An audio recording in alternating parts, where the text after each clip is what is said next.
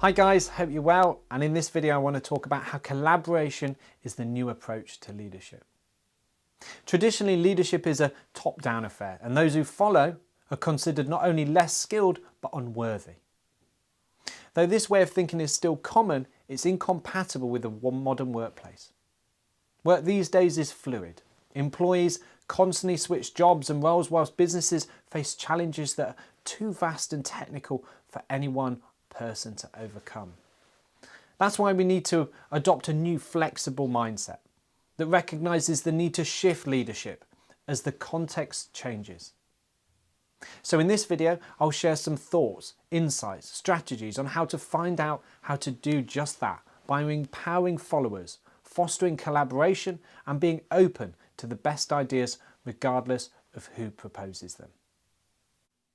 In the modern team-orientated workplace, social skills and adaptability are key. It was just a few decades ago that leadership gurus like Jack Welch rose to prominence by peddling the idea that success is built on individualism, personal drive and self-reliance. But today, such a notion is almost inconceivable. The world of business has shifted and workplaces are more team-orientated than ever before. In fact, a study conducted in 2012 found that in the 1980s, just 20% of work happened in teams, compared to 80% in the 2010s. Thus, people entering into the workforce in the 21st century are sometimes referred to as the we generation. This generation knows that working together is the best way to produce great work. This new focus on teamwork has made interpersonal skills absolutely crucial for modern employees. People who lack such skills find it practically impossible to effectively contribute to a team. After all, if you can't communicate well or listen to others or see beyond your own ideas, how can you truly contribute to a group effort? But sociability isn't the only necessary ingredient in the changing workplace. Agility is also invaluable.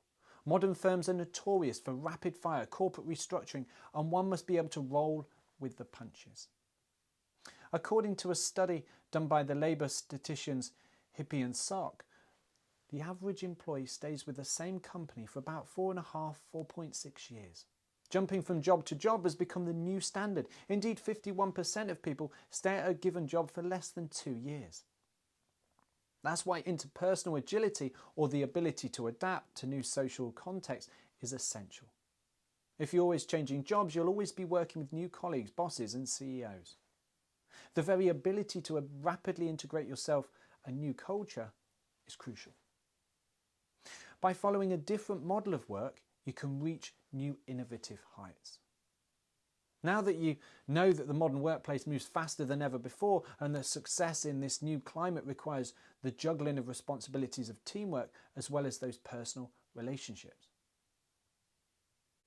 So with that in mind, how do you effectively navigate this crazy tangle? You do it through a new approach called generative partnership. This term describes a relationship that's designed for you and your teammates to attain results that go above and beyond the creativity and innovation that any of you could achieve on your own. Here's how it works. Generative partnerships are founded on leadership and followership. The difference between the two is pretty self-explanatory. A leader guides the team by framing tasks and setting the context within which the team works, whereas a follower takes his cue from the leader, executing the tasks that the leader assigns. Now, unlike traditional approaches, a generative partnership considers both of these roles equal and dynamic. A person can be both a leader and a follower depending on the group's needs. For instance, take the Beatles and their hit album Sgt. Pepper's Lonely Heart Club Band. While recording this album, each band member contributed his own ideas and songs. Whoever had the best ones would become the leader, and the other band members would follow him. Naturally, these roles shifted from song to song and resulted in a collaborative effort that produced an incredible, innovative album, making it the already famous band immortal. Now, their success depended on throwing out any hard and fast rules about who was in charge, and this allowed them to adopt a more fluid, more dynamic, going with the best ideas and doing away with a hierarchy almost completely. Followership improves companies and develops leadership. For some people, the word followership is bound to have negative connotations. This should come as no surprise, since we usually associate following with being underrated and underdeveloped. In organisational context, the word is barely used at all. But the concept of followership can add tremendous value to the work of any team, and it's also bound to have a positive impact on corporations. Just take the work of the American researcher Philip Podolsky, if I can say that correctly, and Scott McKenzie, who studied the impact of followership on the performance of teams in various industries, from insurance to paper, pharmaceuticals to food service. Their results show that regardless of the industry, there's a correlation between adherence to followership, that is a state which followers easily abide by the instructions and advice of their leaders, and significant increases in performance metrics. Customer satisfaction increases, as does sales and product quality. The study even found that followership increases the majority of performance indicators by 17 to 34%. So followership is good for companies. It's also great at developing leadership. After all, you can't lead without followers. Just take Derek Sivers, an American entrepreneur and the founder of CD Baby. During a TED talk he spoke about starting a movement. To illustrate his point, he screened a video of a young man dancing on his own whilst surrounded by onlookers. In the video, another bold person eventually stands up, joining the lone dancer on the dance floor. Soon enough, everyone is busting a move. The point I'm trying to make here is sometimes even a single follower can produce a leader. In the case of the dancing man, the courage of the sole follower was all it took to make all the others feel comfortable enough to get down too. Without this follower, the lone dancer would never have been a leader at all. In fact, great followers get promoted faster, earn higher salaries, and do more for their companies. The successful businessman and former General Electric CEO, Lawrence A. Bossidy, says that over time, great followers do more for an organisation than great leaders. Why is that? Well, if the employees on the front lines, the salespeople and the customer service representatives, are great at following, they'll have more successful careers. After all, success on the job is usually measured by rapid promotions and big bonuses, rewards that great followers easily obtain. Just take a study done by Thomas Ng, Lillian Ebbe, Kelly Sorensen, Daniel Feldman and a few others in 2005. It was found that powerful followers rapidly climb the career ladder, earn higher salaries and receive more freedom to take initiative at work. They accomplished all of this by demonstrating to their leaders that they can carry out the tasks they are assigned, and by supporting as well as advocating for the decisions that the leaders make. Because of this, reliability in leaders and loyalty, leaders seek out followership skills in their employees.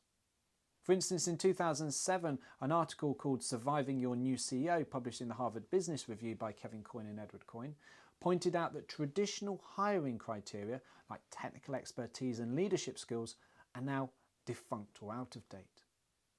In today's age, leaders look for employees who are self-motivated, good at working in teams and supportive of the vision put forth by their boss. Unsurprisingly, all these traits are great characteristics of fantastic followers. And great followers are what employers want. For instance, before taking over as CEO of a subsidiary of Bell, the largest telecommunications company in Canada, Ramesh Lakshmiratan spoke with each of his former colleagues, hoping to learn who would commit to his vision as head of the company. After these discussions, he selectively retained the people on his team who believed in and were thus willing to follow his chosen path.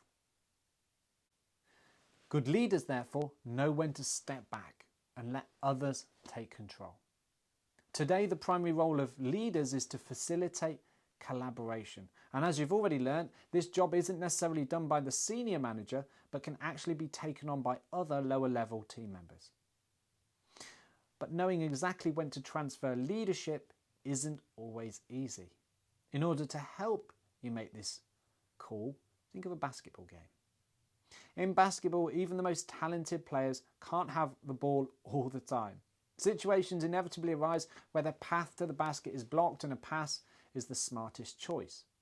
Just as the star players need to learn when to pass the ball, the best leaders also need to know when to hand off responsibility to other teammates who may be in a better position to score. In other words, leaders need to know when they should lead and when it's best to pass that leadership to someone else. However, when you pass the responsibility to another person depends on the situation. For instance, consider Kevin McKenna, the general manager of the Canadian multinational Phoenix Contact. In meetings, McKenna is always an active participant, ready to learn new things and generate ideas for his team. But when the time comes to make a decision about which ideas to run with, McKenna always leaves the room, knowing that a manager's presence can disrupt the team's creativity.